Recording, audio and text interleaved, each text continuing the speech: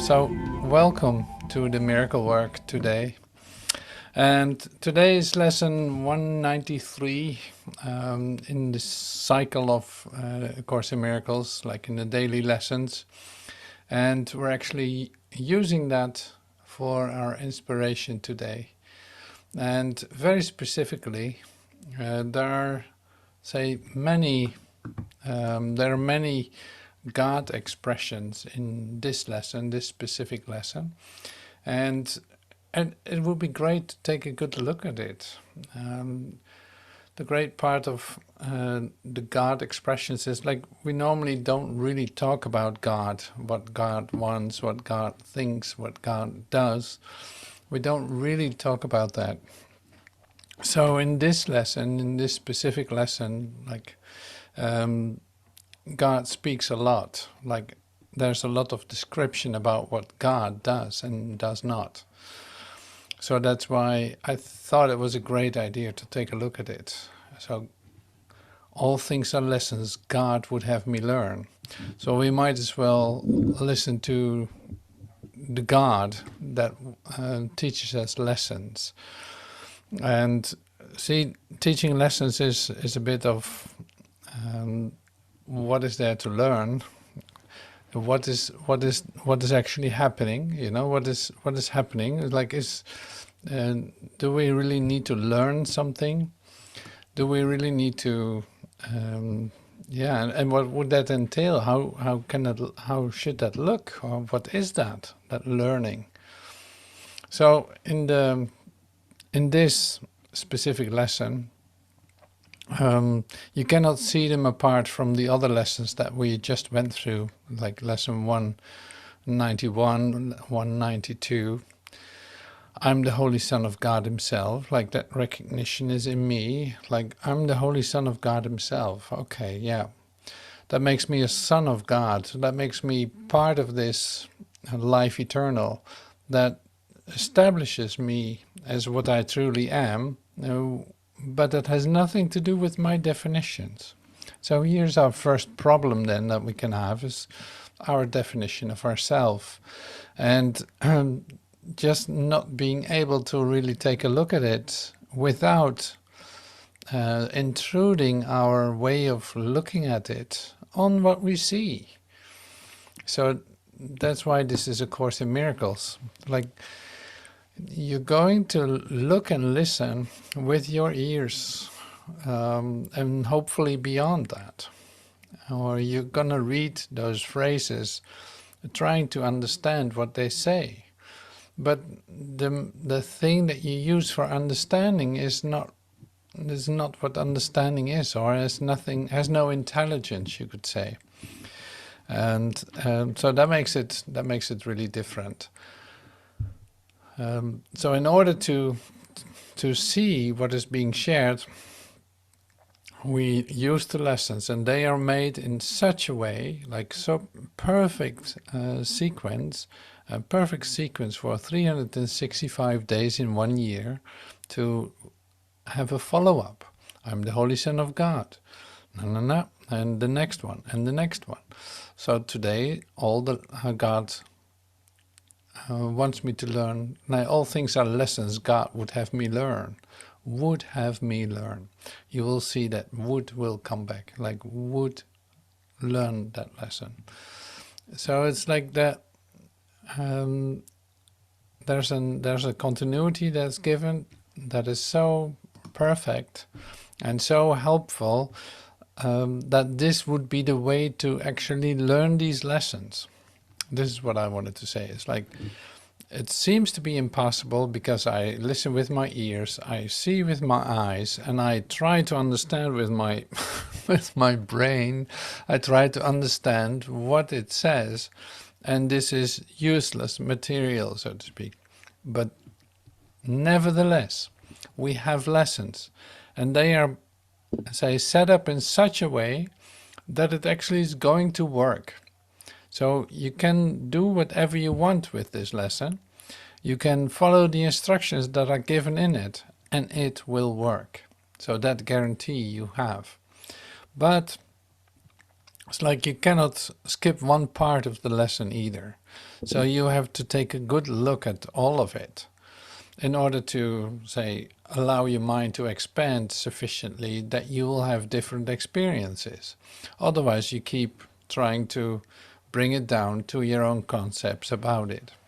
Okay, so that being said, so I'm going to share some God expressions with you, and we'll stop at a certain point. You'll see as soon as there's more like a description coming up in the things that you should or should not do, then we go slowly. First, it is like, okay, yeah, here's another one of those. So the expressions that I'm going to share with you are not just concepts.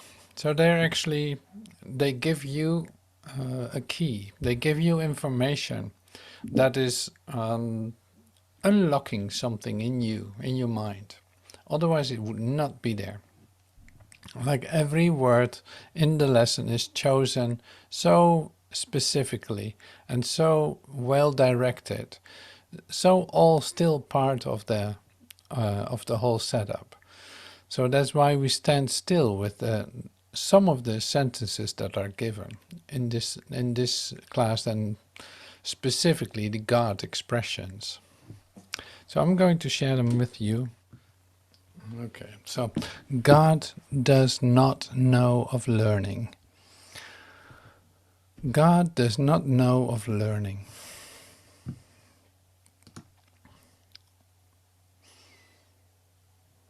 God does not know of learning. Well, that makes sense, right?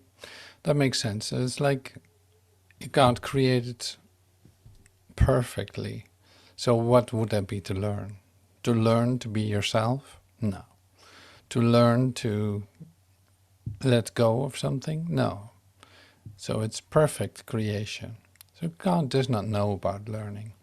That's totally reasonable. But see, there's also, if we go one step further, it's not just this expression, God does not know of learning, is not just like, no, he created you perfect. Yeah, that's one thing. No, he created you as the love that he is. He created you eternal. He created you, say, the perfection includes all aspects of perfection, all aspects of creation. See how this already expands in your mind? Like God does not know of learning. No. You look at what God actually does. He created you perfectly, created you out of love that he is himself, where you can actually not distinguish between which part is God's and which is yours. So what I'm saying here is, look how loving this expression actually is if you allow it to echo in your mind, and echo in the sense of let your mind give it meaning in your experience of yourself.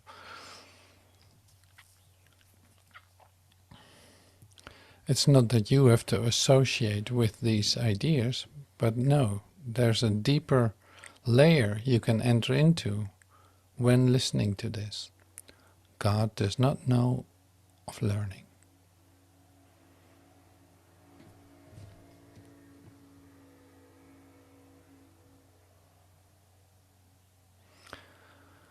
God sees no contradictions. God sees no contradictions. So you could say, like, okay, so for me,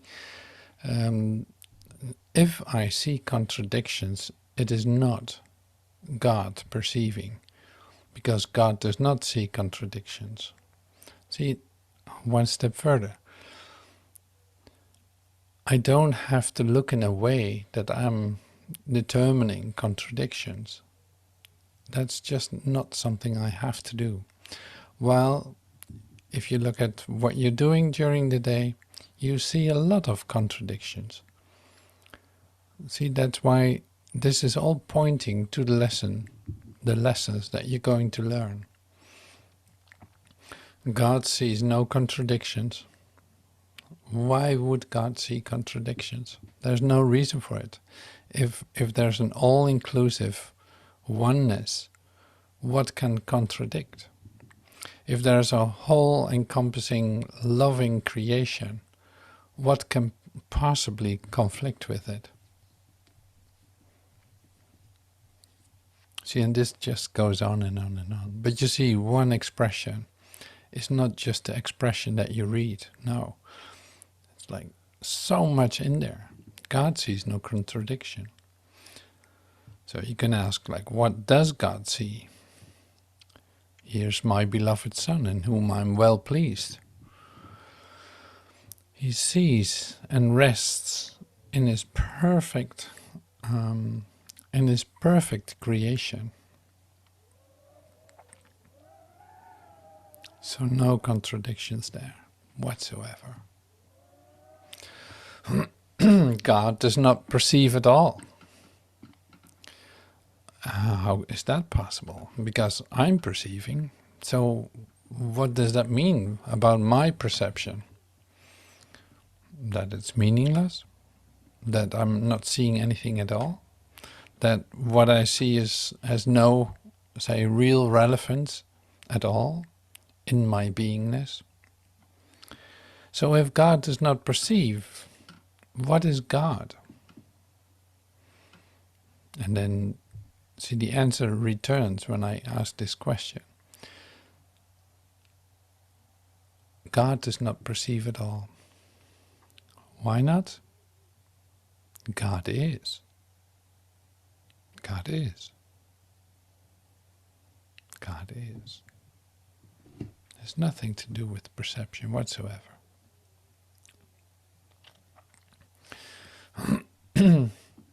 See, in your whole idea of separation, in your whole idea of pain, suffering, loss, all of this,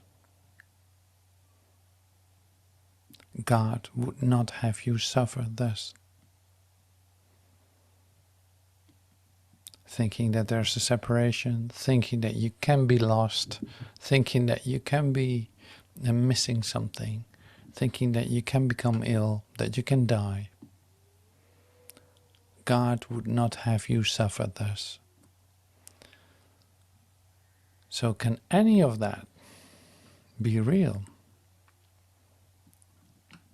See, the answer is obvious. God would not have you suffer thus.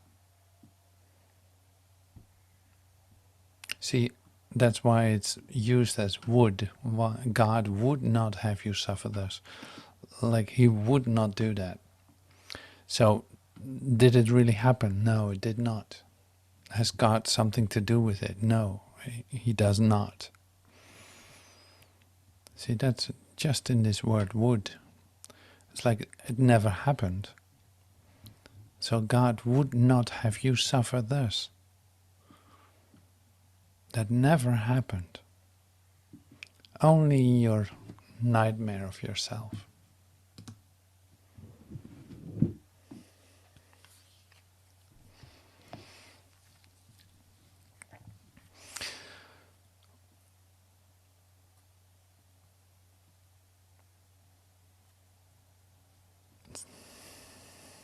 So God does not know about learning. It was the first one we said. So here's the question, like, does it mean if God does not know of learning?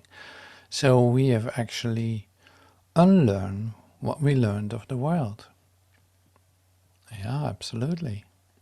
It's like we undo that. It's going to be undone. We come to that in a second. Because except for this lesson 193 that we're reading parts of, we're also going to take a look at chapter 15, Time and Eternity. It will tell you exactly about that.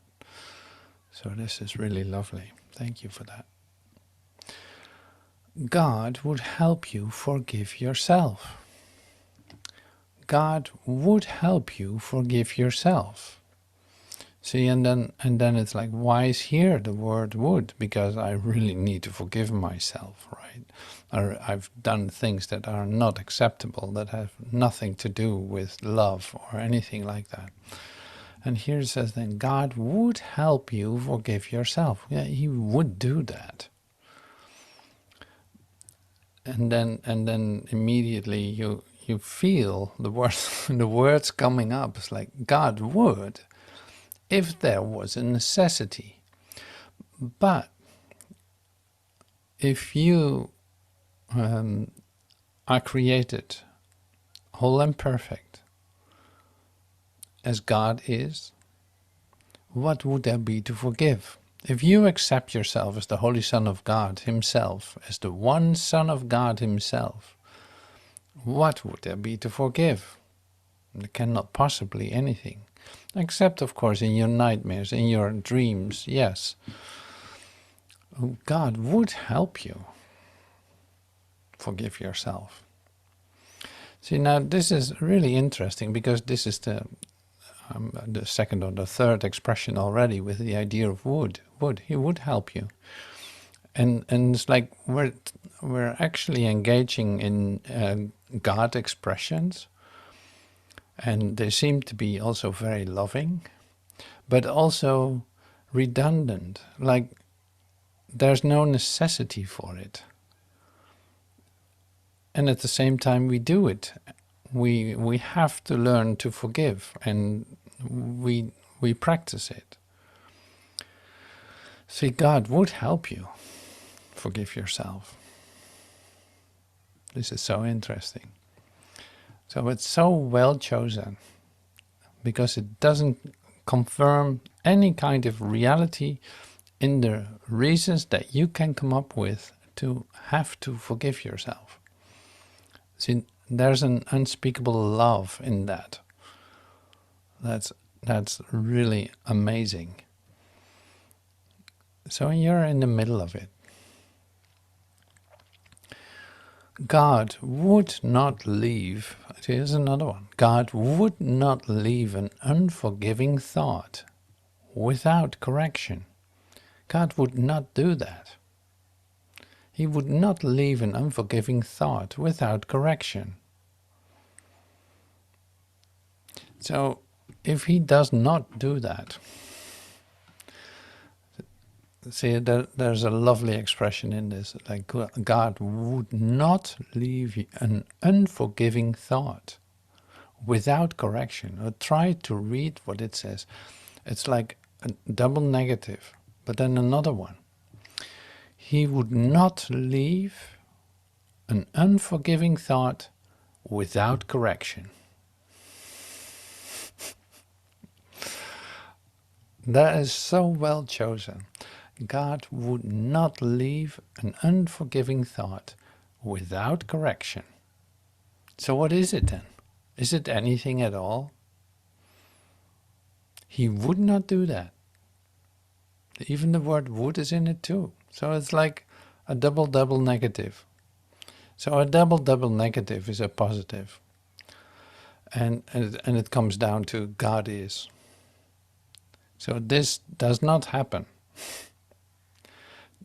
The unforgiving thought cannot be there. It has no reality. It does not need correction. And it has no existence. So it, yeah, you know, like this is where we're dealing with here. This is happening in you. Here's the undoing taking place. The undoing of what never was. The unlearning that you have learned in a place that does not exist. So this becomes pretty mystical this way. God would not leave an unforgiving thought without correction. He would never do that.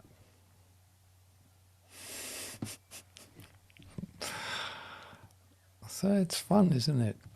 Oh, so here, God would ensure his holy rest, remain untroubled and serene, without a care in an eternal home which cares for him. God would ensure his holy rest, remain untroubled and serene, without a care, in an eternal home which cares for him. So what does this say? It is too mystical. It is so mystical. God would ensure his holy rest to remain untroubled and serene, without a care, in an eternal home which cares for him.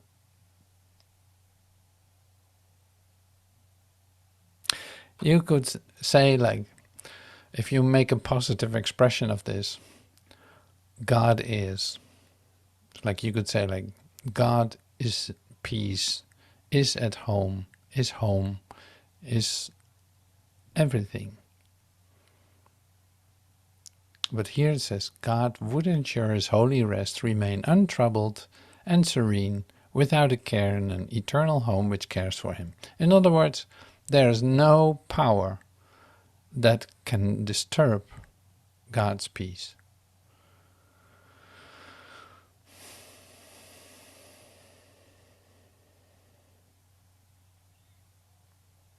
Yeah, how great is this? I love it. I love it. So we just continue, why not? God would have his son not forget his love. God would have his son not forget his love. God would have his son not forget his love. I love this. This is so great. God would have his son not forget his love, because it is completely impossible, since he is created out of love itself. He is love.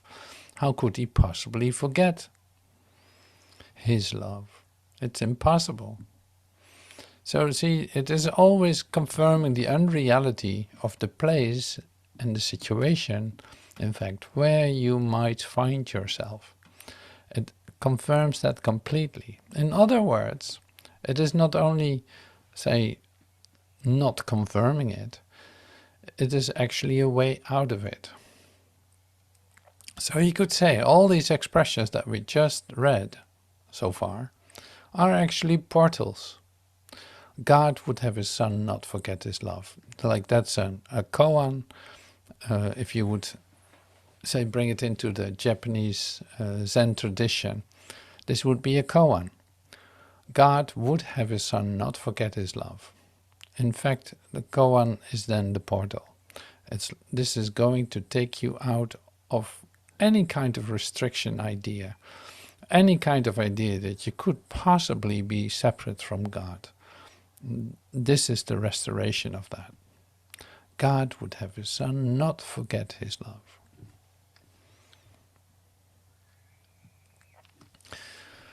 Well, I continue. God would have all tears be wiped away. He would do that. God would have all tears be wiped away, with none remaining yet unshed, and none but waiting their appointed time to fall. This is as cryptic as can possibly be. God would have all tears be wiped away, with none remaining yet unshed, with none remaining yet unshed, and none but waiting their appointed time to fall.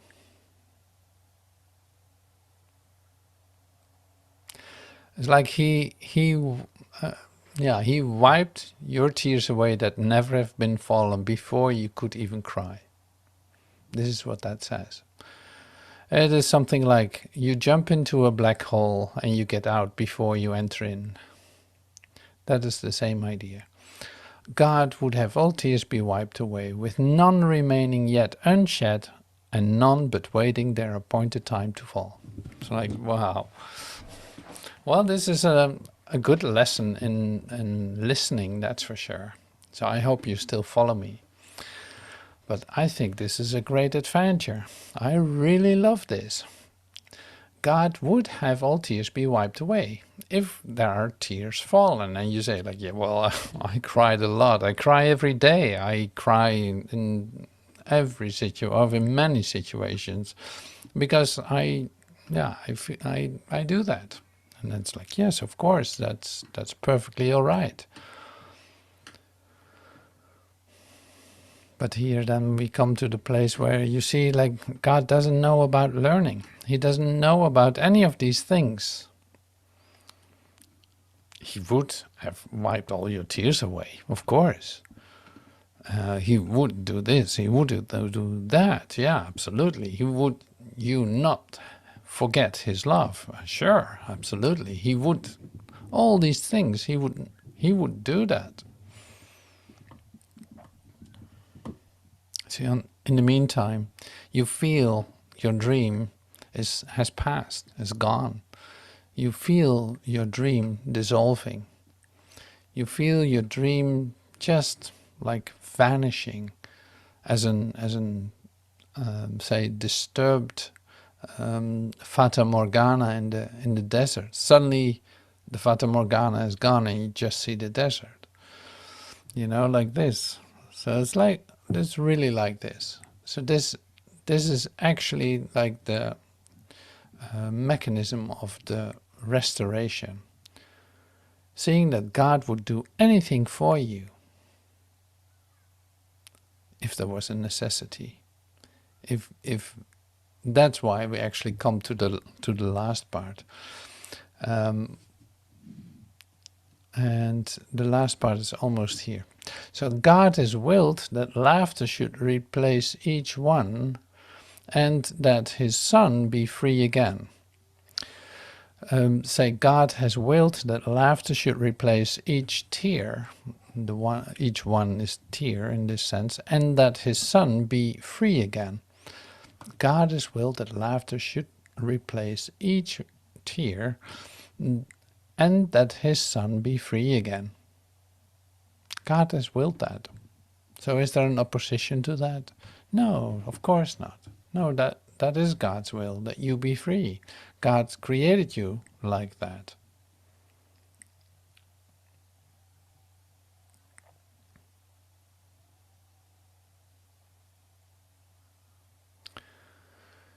This is the lesson here. This is what I mean. It's like, this is the lesson God would have you learn. This is the lesson that God would have you learn. There is a way. I forgot to put some space between the A and the way. There's a way to look on everything that lets it be to you another step to Him and to salvation of the world. Wow, that's also not so easy to read. There is a way to look on everything that lets it be to you another step to Him and to salvation of the world.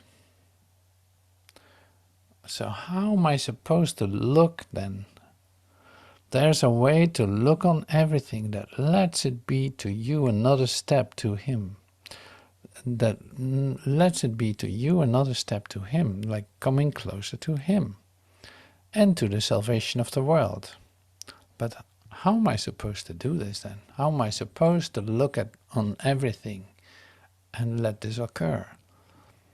That it will be a step to Him and that it will be a step to the salvation of the world. Like I'm setting, with my way of looking at this, I'm actually setting the world free of any kind of limitation.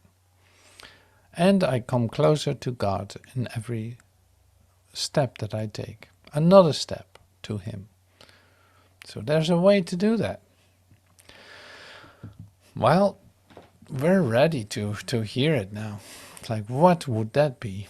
It's like we talked about God would have this, would have that. And this is the lesson He would have you learn. Okay, so that being said, we're going to take the next step. To all that speaks of terror. So this is for you. Like everything that speaks of terror, answer this way. I will forgive and this will disappear. I will forgive and this will disappear. To every apprehension, every care, every form of suffering, repeat these self-same words. So this is your instruction with the lesson of today. To all that speaks of terror, answer thus: I will forgive, and this will disappear. I will forgive, and this will disappear. To every apprehension, every care, every form of suffering, these same words will work. Like, I will forgive, and this will disappear. So this is the lesson that God would have you learn. And, oh yeah, okay, so we have one more to go. I will forgive, and this will disappear. I will forgive, and this will disappear. So it will disappear. I will forgive, and this will disappear.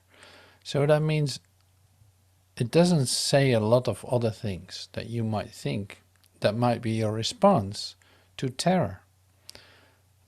No, this is the fine line, say the small path that you walk. I will forgive, and this will disappear. So it doesn't say terror should be answered with terror or with response, with trying to fix it, or with it's like new laws, setting up new laws, or trying to adjust yourself to it, or who knows what your response will be. To all that speaks of terror, we're not going to do anything else but this. I will forgive, and this will disappear. It will just disappear, that's all. It does not need to be fixed or changed or anything. No, it will disappear. Then you hold the key that opens heaven's gate and brings the love of God the Father down to earth at last, to raise it up to heaven.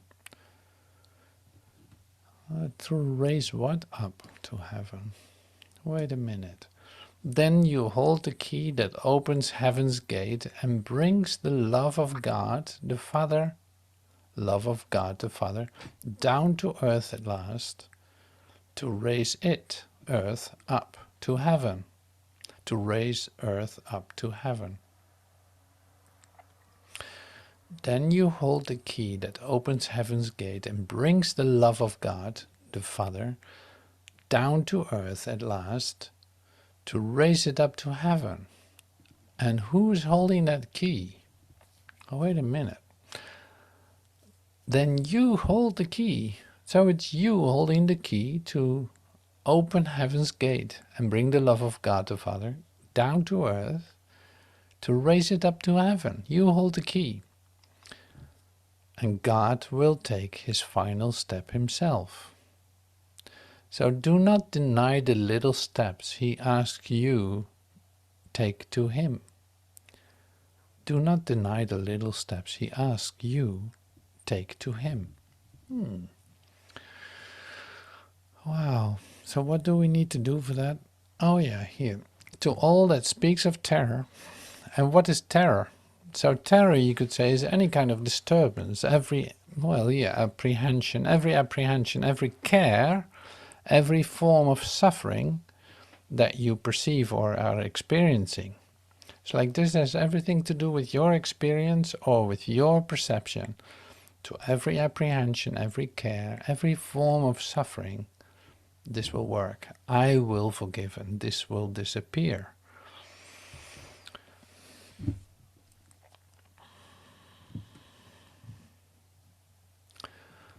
So this is really lovely. I never went through this lesson like this, but I really love all these expressions.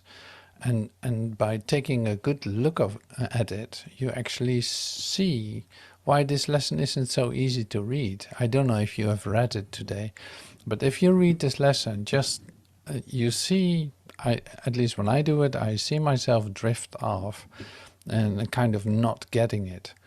But now you understand why that is. So like this lesson would at least take a good half hour to actually read what it says. Otherwise you missed all the double negatives and you think it's about something else. So the double negatives are chosen very specifically because the thing that you read is actually not what it says, but it's always like derived from it, like it cannot be the direct expression of the actual lesson. So it always is a description, like it's a symbol of symbols, as it is being said. It's a symbol. So it's not it itself, it is a symbol. So that makes it also, say, different to read. So you need the symbols. We use the symbols because if we would speak of truth directly, you would not be able to hear that at this point.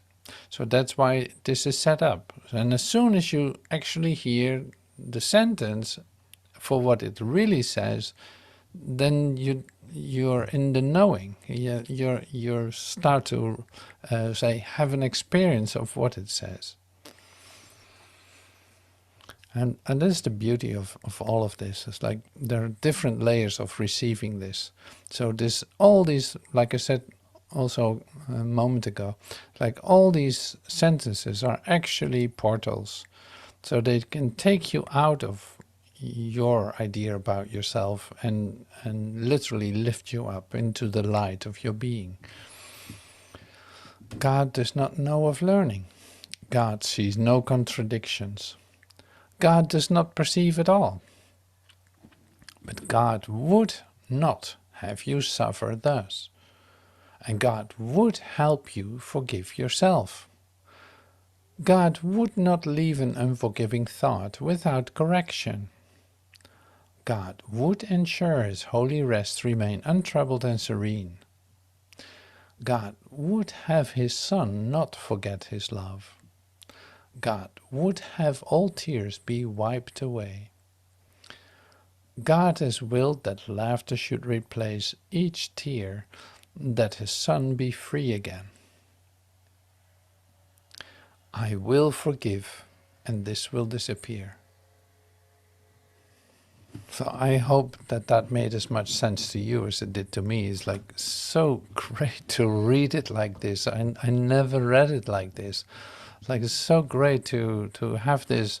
If you like present this in a different way, and this was just given to share it like this, but if you present it in a different way, you read things that you never read before, and that's what I love about it. Like if I would just read the lesson, it seems like you miss most of it, just because it is like words, words, words, and yes, okay, so next sentence, blah, blah, blah, blah.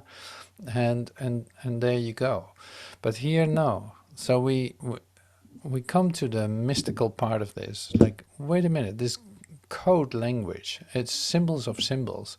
So it's like a mystical piece that we're going to decipher. We're going to discover what it actually means. Almost like you don't know this language, we're going to find out what it means. So it's all full of symbols and double negatives, and it needs a bit of like letting it sink in order for you to speak to yourself. Well, that's what we did. So thank you for doing that with me. That's really great. So I'm going to open up the textbook for just a moment to go to the parts Time and Eternity, chapter 15. I'm only doing these 2 paragraphs, which I'm not even sure if I'm gonna do them totally. Time and Eternity. So this is the special chapter. Finding the Present is, I think it is called Finding the Present in the Blue Book. Let me see, chapter 15. Oh, the Holy Instant. Yeah. So this chapter has a different title in the Blue Book, but that's all right. So I'm just using this now because it's so perfectly fit. And also will speak about the lessons that God would have you learn. The atonement is in time, but not for time. So the atonement, the undoing that is taking place in time, but not for time. Like, there's not really something that you're going to do with it in time. So the atonement, yeah, we relate that to the idea of undoing. So like an undoing. The atonement is coming back to your harmonious source, as we said last night. It's like the harmonious source that is your source. So the atonement then is coming into the, say, into the realization of your true source. Does that have anything to do with time? No. Being for you, it is for the eternal. So there are some really lovely things in here, and it fits so well with what we have been sharing and with what you can discover now. So being for you, it is for the eternal. What holds remembrance of God cannot be bound by time. What holds remembrance of God cannot be bound by time. No more are you. Hey, yeah, no more are you. Yeah, you're an eternal being. You are an eternal being. Your beingness, it's like you are God's son eternally. That does not stop. It's not stopped in time, so it's not going to stop being that. So it cannot be bound by time.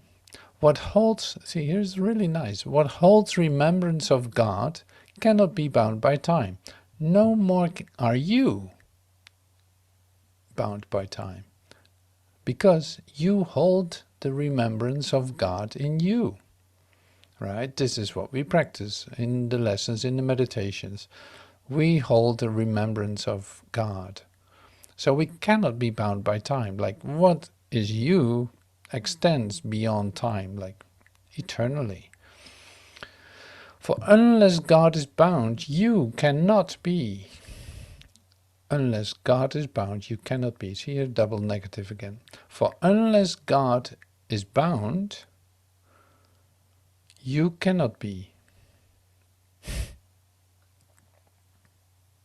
If God is bound, you could be bound. Unless God is bound, you cannot be. So you cannot be free. See how difficult it is to hear this?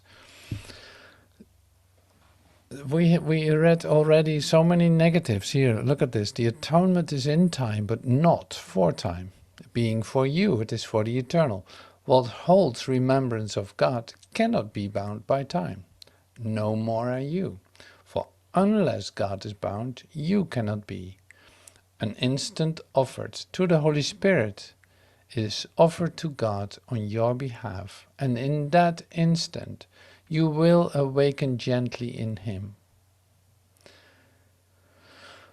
In the blessed instant, you will let go all your past learning. See, this is what I like to share, like in the one question in the chat. Like, in the blessed instant, you will let go all your past learning, like the undoing will be complete, and the Holy Spirit will quickly offer you the whole lesson of peace. So what can take time when all obstacles to learning it have been removed? What can take time when all of the obstacles to learning it has been removed? Truth is so far beyond time that all of it happens at once. Say what? Truth is so far beyond time that all of it happens at once. Yeah, ponder that for a moment. That's a great one to take into your contemplation. Truth is so far beyond time that all of it happens at once. Wow. For as it was created one, so its oneness depends not on time at all. Be not concerned with time, and fear not the instant of holiness, which will remove all fear. For the instant of peace is eternal, because it is wholly without fear. It will come, being the lesson God gives you through the teacher he has appointed. And here it is, to translate time into eternity. To translate time into eternity. For the instant of peace is eternal, because it is wholly without fear. It will come, being the lesson God gives you through the teacher he has appointed. To translate time into eternity. Wow, that's so beautiful. To translate time into eternity.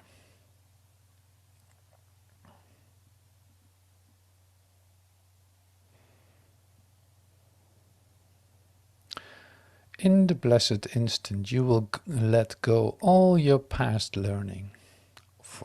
Forgive, and I will see this differently. It's like literally the lesson that we just did. Let go of your past learning, forgive, and this will disappear. And the Holy Spirit will quickly offer you the whole lesson of peace, instantaneously. So what can take time when all the obstacles to learning have been removed? Yeah. Truth is so far beyond time that all of it happens at once. Kaboom, here's everything. In this instant, everything is right here. This is it. There's no other moment. For as it was created one, so its oneness depends not at all on time whatsoever. It has nothing to do with time. Wow. So this is like a real, say, mystical class, you could say. Like it has become a real mystical class, because now we discover the idea of eternality. Like our nature is eternal. Your idea about yourself will shift into an idea of yourself as an eternal being. And this eternal being has nothing to do with time.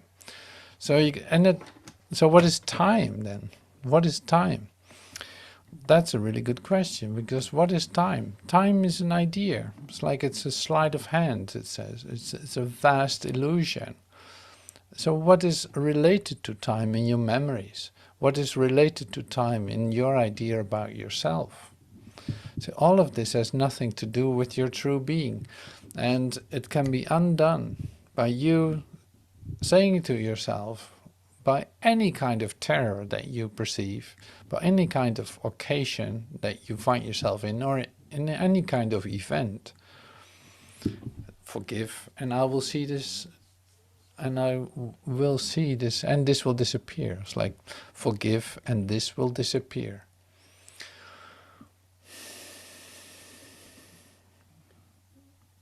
So that you could say that's the exercise, but at the same time it is the portal. So it is the portal for you to get out of time. Forgive, and this will disappear. This idea about myself, this whole idea about myself, this world that I perceive myself to be in, this limited perception I can hold about myself, it will disappear by just forgiving. Like the undoing, the atonement is for time, like it's in time, but not for time. So it's like it's in time, it's taking place in time. I'm actually doing the exercise. Oh my God, the whole world disappears literally by doing that. Literally, it is dissolving, it's disappearing. And I come into an eternal moment of peace. Just like that. Like no effort on my part, except the willingness to allow this undoing to take place. So it's so wonderful. And then it all makes sense what you hear. God would have wiped away all my tears. Yes, of course he would. He's the most loving.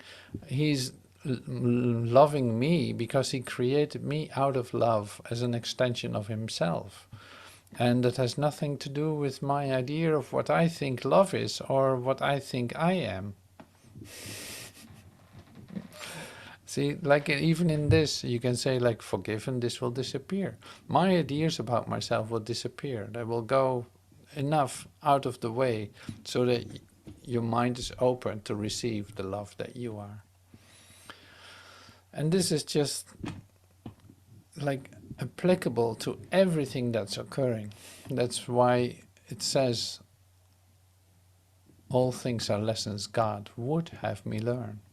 So it's applicable to everything that you're encountering during your day. So, happy learning. That's so great. I'm happy that you were here and that you joined me in this mystical teaching. Suddenly we discover something in code language that is actually a portal. It's like we have discovered it. We have discovered scripture that is present in a book that you can read on YouTube or online, whatever. It's like it's actually scripture that is a portal. So if you really read this, you step into an eternal moment of peace. And none of this left any trace. It all disappeared. See, that's an exciting idea. It's like, I love it. It's an exciting idea. Why would you want to hold on to any limitation in order to do what? No, forgive, and this will disappear. All of it. What is left is what always was and always will be. Incredible.